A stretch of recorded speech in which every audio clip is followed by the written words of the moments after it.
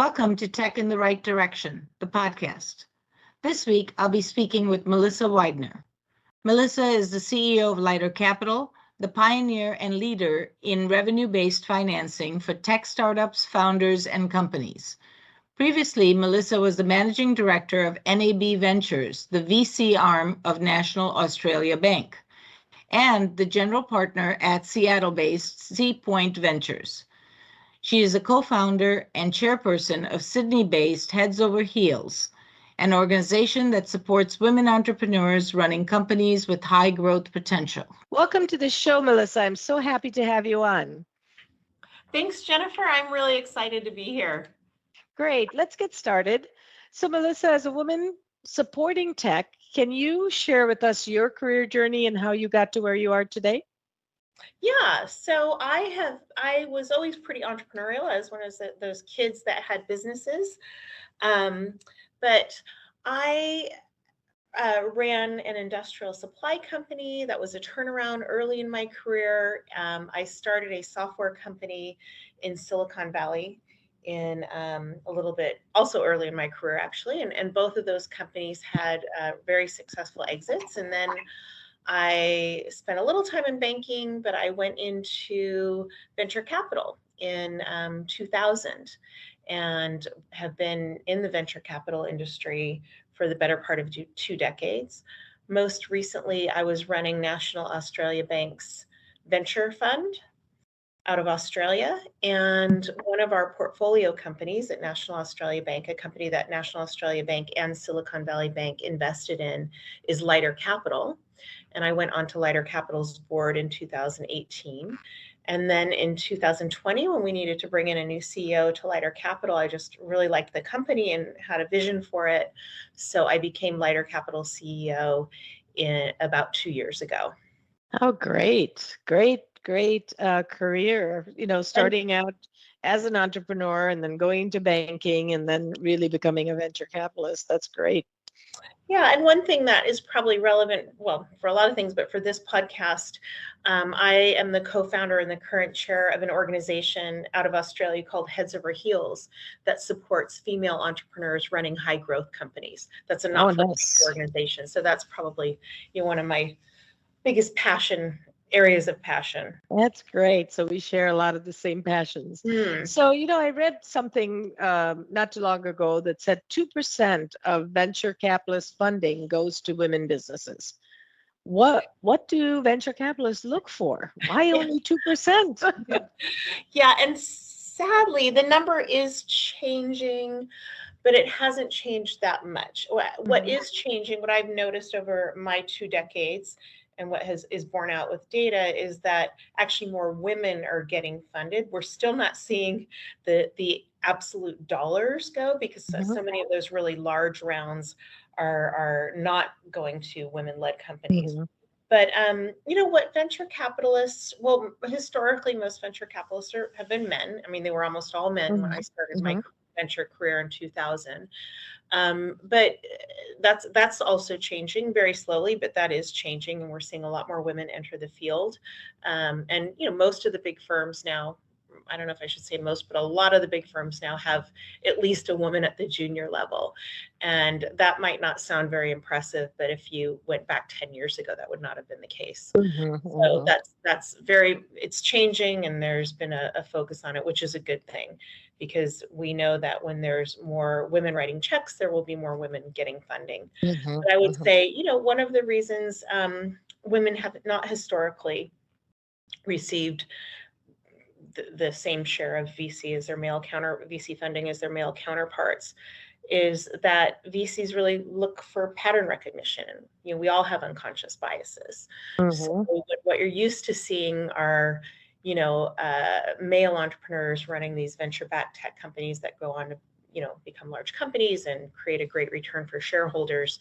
That is, that's what you assume is going to be the safest bet going forward. So tell me a little bit more about pattern recognition so our listeners can understand that. Yeah, and this is really interesting. I mean, what's really interesting from where I sit now with Lighter Capital. So Lighter Capital is a capital funding provider. It's non-dilutive funding for startups, primarily SaaS startups, and it's a form of it's revenue-based financing.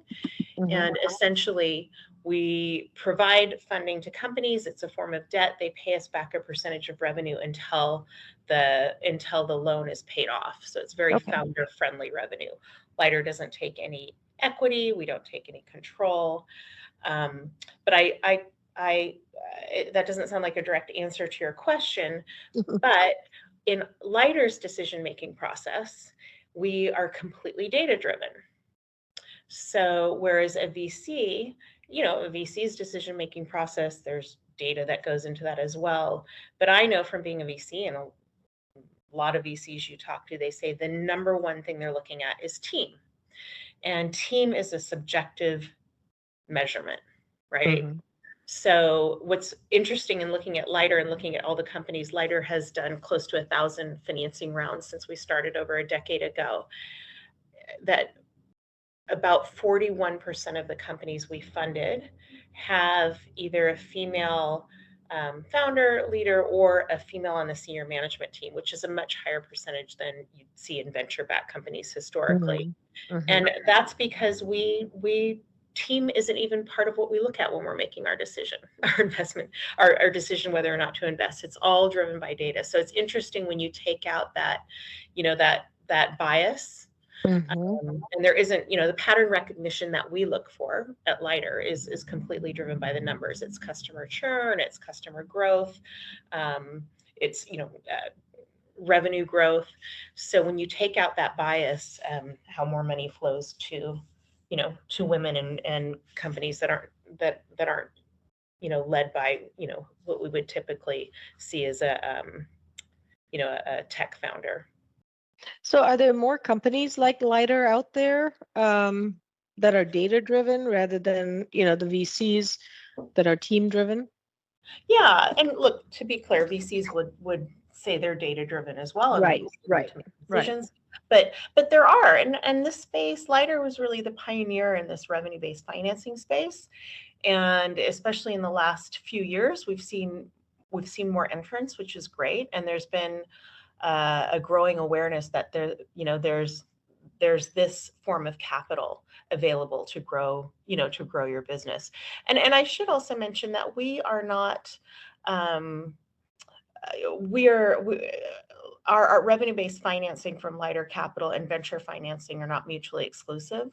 A lot of our companies will go on to get venture financing, and some of our companies use us in between venture rounds, especially today in today's market, where there's been a big compression on valuations because we don't set a valuation for the company. It's funding that's paid back as a percentage of revenue.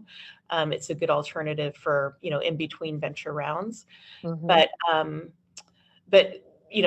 this can sit with no venture funding, with venture funding, or potentially companies that are going to get venture funding later. And a big chunk of our companies will never go on to get venture funding, and it's either because they don't want to give up that control, or they're potentially not in a large enough market. So venture capitalists are typically unicorn hunters looking for companies that can, or investments that can return their entire fund. And there's a lot of great companies out there with nice growth that aren't necessarily going to be worth $1 billion. And that makes up a big subset of our portfolio companies. Very neat. I'm learning so much. So I've owned a business for 32 years and I've taken loans from banks, but have never even thought of going to a VC or, something like Lighter, which is revenue-based financing. Yeah. So I don't know how you decide. So if you can get bank funding, and get it under terms, and I don't even mean the cost of capital terms, but I mean the other terms that could come along with bank funding in terms of financial covenants, then that's probably it'll be a lower cost option. Okay. But most of our companies do not qualify for bank funding because banks, I used to, like I said, I came from running National Australia Bank's venture fund, and National Australia Bank invested into Lighter because they wanted to have something to offer these companies that are early stage, but won't necessarily qualify for a bank loan yet, because banks are typically looking for positive cash flow, hard assets, personal guarantees from the owners. And, that's not something that for revenue-based financing, that's not something that's required with Lighter Capital's revenue-based financing. Very interesting. Yeah, that's exactly right. Because, I learned very early on, when you go to bank funding, you better do it when things are good. You Yeah. don't go when things are bad. You'll Yeah. never get it, Yeah, exactly. Yeah, So, that's good with every type of funding is, mhm. Get it when you don't necessarily, when you're not desperate for it. Right, right. No, that's true. And, the challenge with the bank funding that I felt is it took a long, long time, because they end up bringing SBA in and started to, do it as an SBA loan. And that was fine for us as a business, but the entire process took about 8 months. And I was Wow. thinking, if somebody was really desperate, can you imagine? They could have gone out of business in that period of time. Well, and it's also just, usually the most valuable asset that a company has is the time of its, founder slash CEO. So not only the fact that it took 8 months, how much of your time did it take Right, in that application process? right. And time that you And could have been building customers, building your and I team. gave them that feedback to the bank. I said, it's really important for you guys to understand entrepreneurs don't have that kind of time. No. And they don't have, a lot of times they may need the money faster so that they can go and grow their business, And Yeah. so I don't know if they can change that, but that SBA process was brutal. Yeah, I've heard Everything was that. like Yeah. in underwriting, and then, oh, we need this. Oh, we need that. It just Right. kept going. So just, interesting experience. So, Melissa, this podcast is focused around bridging the culture, pay, and employment gap for women in tech. What are you seeing in the industry today from your lens? Well, there's so much good news out there, Good. really over the last decade. The numbers are still abysmal on many fronts, but there's real change happening. And the real change happening is you see, I live primarily in the, tech and venture world, but you see, venture capitalists looking at how and reporting on how many companies that they fund have are female led or have female founders, and that's not something we would have seen before. You see companies really focused on making sure there's gender, not all companies, but a lot of companies making sure there's gender diversity, and all kinds of diversity in their teams, not just their management teams, but on their Better for the development. bottom line. Yeah, absolutely. And we know, look, I don't know if we have to go into this now, but there's just been there's a lot of studies that show that companies do better when there's diversity on the management team. So it's a good thing for business. So that's one of the primary reasons to to make sure that you have that in your portfolio. But there's still a long ways to go. And I'm sure you're familiar with the saying, you can't be what you don't see. And we still don't see enough women running, these high growth technology companies to where young women naturally think that's a path. Although that is changing quite a bit. They need to see role models, definitely. Absolutely. Yeah. And that's, one of my reasons for doing this podcast, for them to listen, to say, wow, if she could do it, I can do it. I can see myself in that role, because I see a woman in that role. So hopefully, we are changing. And I'm glad you're seeing some good news, because the awareness is in the market now to say, okay, there are some stats that show female-led organizations have better bottom lines, they have better collaboration, they have better diversity, all of those types of things. So there's a lot of good that can come from it, but I'm glad to hear that the awareness is starting to, spread a little bit. Yeah, and just I mean, there's just so much value from measuring.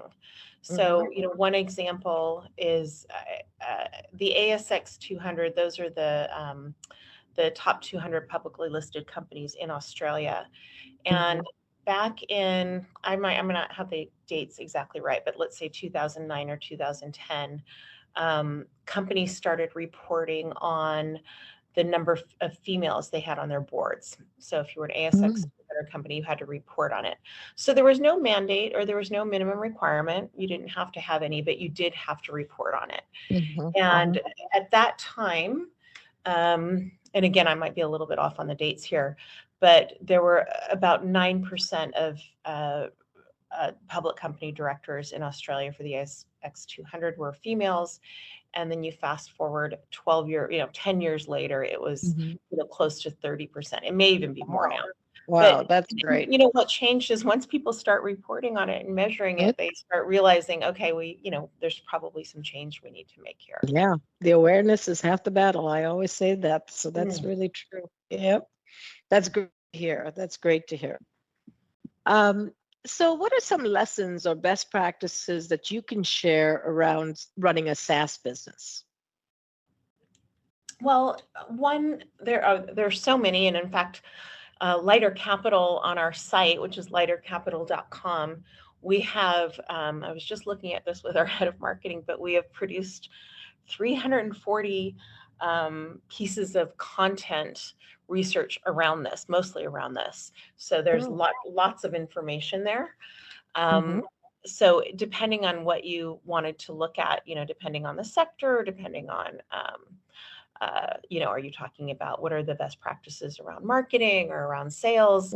I wouldn't even know where to start because there's so much content or so much information there. But I would say, getting your funding partner right and getting your funding strategy right is key, because without that, there's really nothing. So, and funding might be customer-led funding, where it's all revenue-driven, and companies that are completely bootstrapped, or if you need a lot of capital to get any revenue, you will have to go down the venture route or the angel route. But then there's these alternatives for companies like we've Lighter Capital funds companies that have a minimum of $15,000 in MRR, monthly recurring revenue. And there's that path to go down.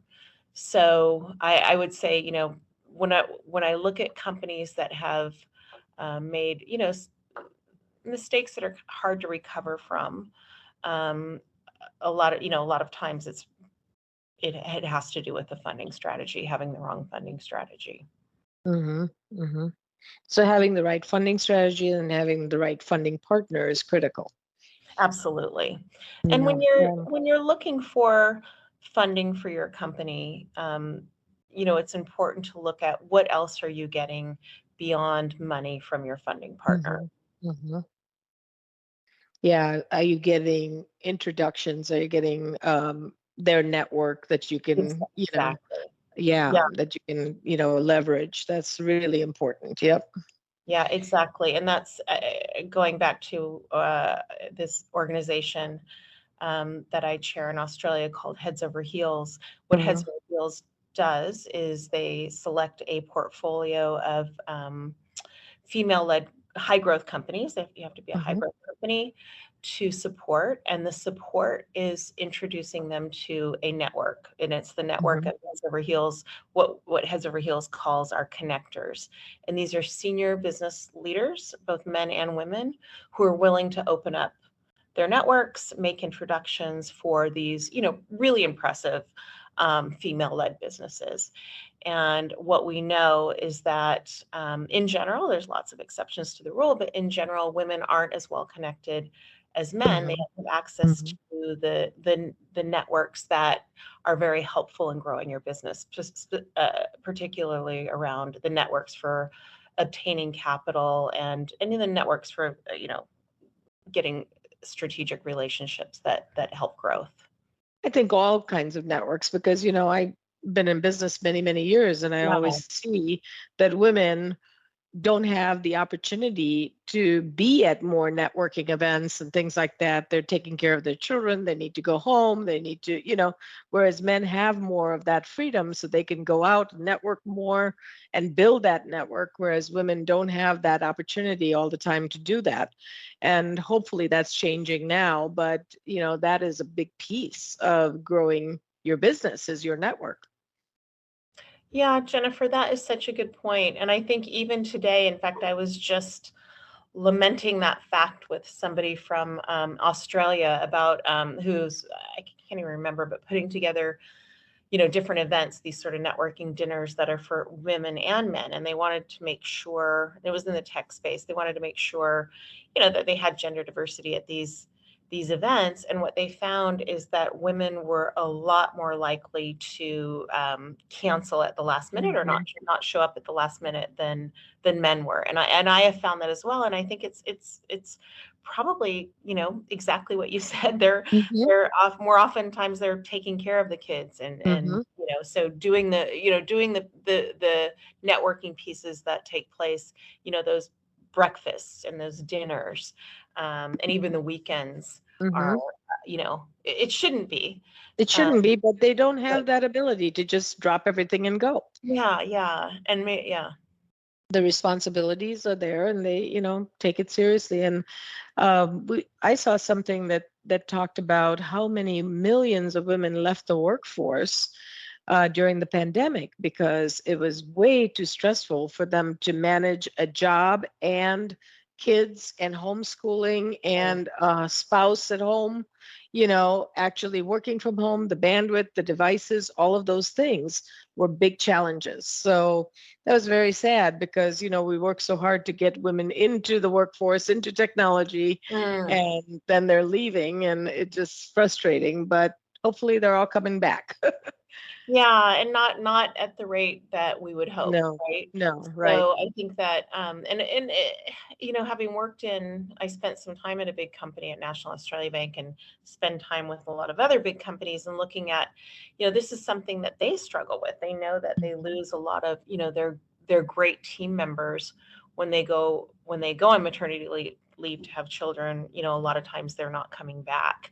So there's actually a couple of interesting heads over heels portfolio companies that one is called Grace Papers. And I'm the other one's slipping my mind, but it'll come to me, but that have systems and technology in place for companies that help them keep their employees who go away on maternity or paternity leave engaged in the, they help them through that process, but they help them, with the leave, but they help sort of keep them connected to the company.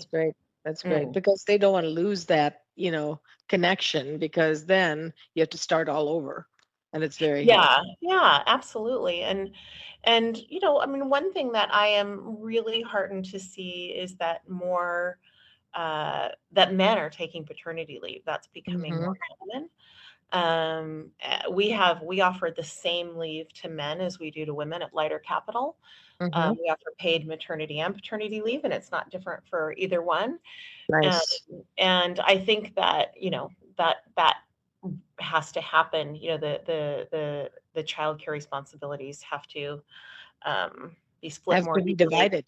Before things are really going to change, right? Oh, I love that. I love that Lighter Capital is taking steps to change that, right? So men also can take the paternity leave at the same rate as women, so they can share in that responsibility. That's great. And they're taking it, which is we love. Nice. Yeah, that's great. That is great.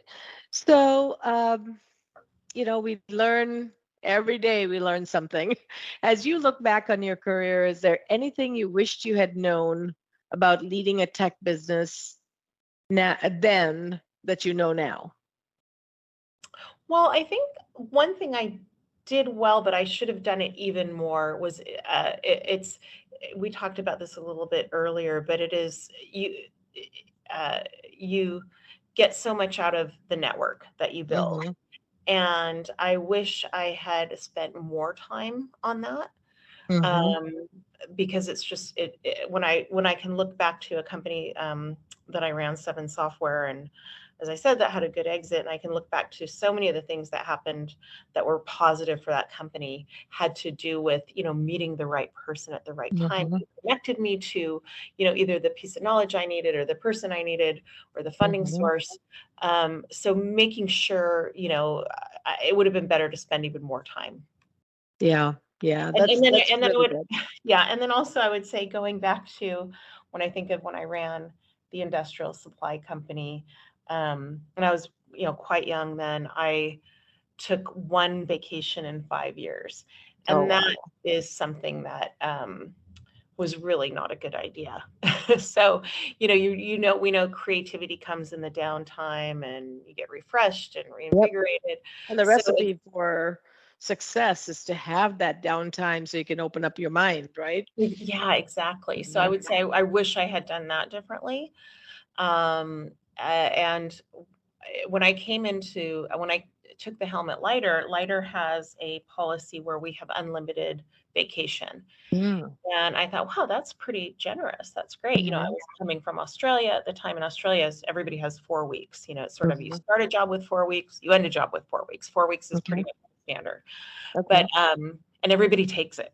People take Mhm. their 4 weeks vacation and even take unpaid leave. I mean, probably because if you're going to go anywhere, it takes that long to get out of the country and get Yeah, back. because But it's so far away. yeah, but I was surprised at Lighter when I came in that people weren't really taking vacation or taking a lot of vacation. So one of the things that we did is we started paying people a bonus for taking vacation. Oh, wow. And we pay people we pay people $500. So it's not a lot of Mhm. money, but if they take a week and they have to take a week without checking their email. Oh my We gosh, you do guys are that, awesome. then and we say, look, we will Slack you, we will text you if it's urgent. But if you Mhm. can actually stay off email for a week, you'll get that $500 bonus. And then That's we make awesome. sure and celebrate it when they do take it, and really make sure people, know that, Wish there were we more companies like that. That is amazing. well, I think it's good for the people, but it's actually really good for the company. So, Mhm. so Mhm. it's, this isn't completely selfless on the company side. It's, we know we have better, happier, more productive people if they Right. get that Yeah, downtime. and retention, nobody's competing with you in those areas. That's amazing. That is really, really good. Because there's most companies make you feel bad if you're not working at night, or, you feel bad like you're totally disconnected, and it's just one night you spend with your kids, Mhm. Yeah. and it's horrible. So that's really, really great. That's really great. I love that. Now, how often do you go to Australia and back?